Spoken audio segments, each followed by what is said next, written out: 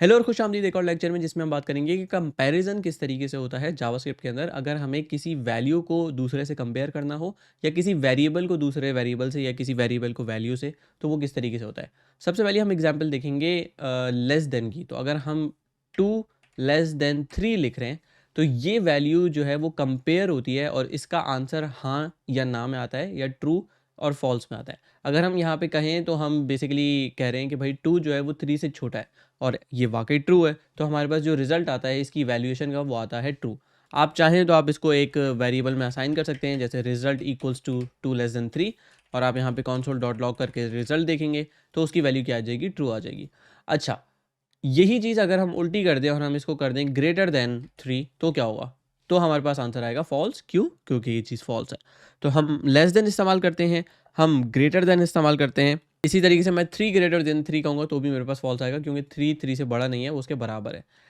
इसके बाद जो हमारे पास कुछ ऑपरेटर्स हैं लेस देन और ग्रेटर देन के अलावा, वो है इक्वल्स टू। तो हम डबल इक्वल्स टू अगर इस्तेमाल कर रहे हैं तो ये डबल इक्वल्स टू जो है वो होता है कंपैरिजन का ऑपरेटर, जो कि ये चेक करता है कि क्या ये दोनों वैल्यू बराबर हैं, और यहाँ पे आप देख रहे हैं कि ये ट्रू है। ठीक है। इसी तरीके से अगर मैं यहाँ पे 4 डबल इक्वल्स टू 3 कर दूँ तो ये फॉल्स कहेगा। इसका उल्टा ये है कि हम कहें कि बजाय इसके कि डबल इक्वल्स टू हम नॉट इक्वल्स टू कहते हैं। नॉट इक्वल्स टू का मतलब होता है कि ये वैल्यू इसके बराबर नहीं है। तो क्या ये सही है कि ये दोनों वैल्यू बराबर नहीं है? नहीं, ये सही नहीं है, तो इसीलिए यहाँ पे फॉल्स आ रहा है। तो क्योंकि ये दोनों वैल्यूज़ बराबर हैं और हम कह रहे हैं कि ये वैल्यू बराबर नहीं है, तो इसीलिए हमें फॉल्स मिला। अगर हम इसको कहें इक्वल्स इक्वल्स, तो अब हम कहेंगे कि भाई ये वैल्यूज़ दोनों बराबर हैं, तो हमारे पास जो आंसर आएगा इसका वो आएगा ट्रू। ठीक है। तो हमने डबल इक्वल्स टू की बात की, हमने नॉट इक्वल्स टू की बात की। इसके अलावा हमारे पास एक और ऑपरेटर होता है या दो और ऑपरेटर हैं, वो है ग्रेटर देन, लेकिन इसके साथ मैं इक्वल्स टू लगा दूं। तो अब इसमें मैं ये चेक कर रहा हूं कि ये नंबर या तो इस नंबर से बड़ा है या इसके बराबर है। तो क्योंकि ये 3 और ये 3 बराबर हैं, इसीलिए मुझे ट्रू मिल रहा है। इसी तरीके से मैं यहाँ पे कह सकता हूँ कि अगर मैं इसको 2 कर दूँ तो अभी भी ये ट्रू है, 3 कर दूँ तो भी ये कंडीशन ट्रू है। और कंडीशन बेसिकली ये चीज़ है कि क्या ये दोनों नंबर बराबर हैं या ये नंबर इससे बड़ा है। अगर मैं इसको 4 कर दूँ तो अब ये फॉल्स हो जाएगा, क्योंकि ये नंबर इससे बड़ा भी नहीं है और इसके बराबर भी नहीं है। इसी तरीके से हमारे पास एक और ऑपरेटर है जो कि है लेस देन इक्वल्स टू। तो हम यहाँ पे ले लेंगे लेस देन इक्वल्स टू। इस कंडीशन में ये ट्रू हो जाएगा, क्योंकि 3 4 से छोटा है तो ये काम कर रहा है। अगर मैं इसको यहाँ 3 कर दूंगा तो भी ये काम करेगा, लेकिन अगर मैं इसको 2 कर दूं तो अब 3 2 से ना ही छोटा है और ना उसके बराबर है, इसलिए मेरे पास यहाँ पे फॉल्स आ गया। ठीक है। अच्छा, अब हम बात करते हैं double equals versus triple equals to के, क्योंकि ये भी कोई चीज़ होती है। जैसे फॉर एग्जांपल मैं यहाँ कहूँ 2 और मैं यहाँ पे कह रहा हूँ कि ये डबल इक्वल्स टू 2 है, तो इसका मतलब है कि ये वाकई ट्रू आ रहा है। लेकिन इसमें एक और थोड़ी सी कंडीशन है जो अक्सर हमें मिल जाती है, वो ये कि हम नंबर्स को स्ट्रिंग से कंपेयर कर देते हैं। तो अगर मैं यहाँ पे इसको कोटेशन में डाल दूँ तो अब ये चीज़ एक स्ट्रिंग है, लेकिन अगर आप देखें तो जवाब अभी भी यहाँ पे ट्रू ही आ रहा है।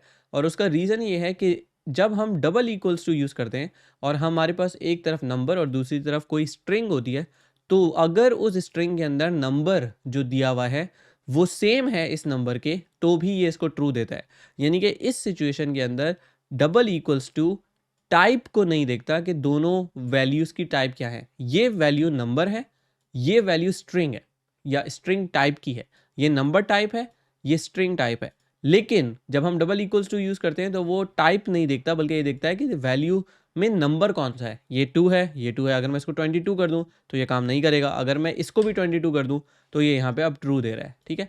लेकिन अगर मुझे ये भी पता लगाना है कि नहीं यार, ये वैल्यूज़ जो हैं इसमें जो नंबर हैं सिर्फ वो इक्वल नहीं होने चाहिए, बल्कि दोनों की टाइप भी सेम होनी चाहिए, तो हम डबल के बजाय ट्रिपल इक्वल्स टू इस्तेमाल करते हैं।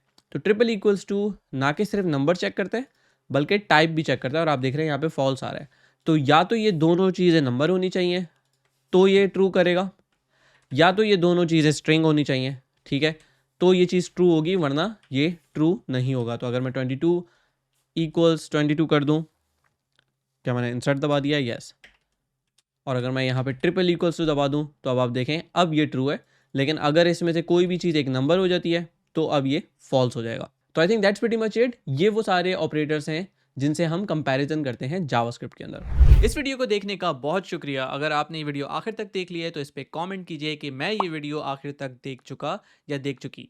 ये कोर्स बिल्कुल मुफ्त है, तो आपके कमेंट से इस वीडियो को आगे तक पहुंचने में बहुत ज़्यादा हेल्प होगी। तो इस वीडियो को यहीं पर ख़त्म करते हैं। आप यहाँ पे देख सकते हैं अगली वीडियो। तो मैं आपसे मिलता हूँ अगली वीडियो में।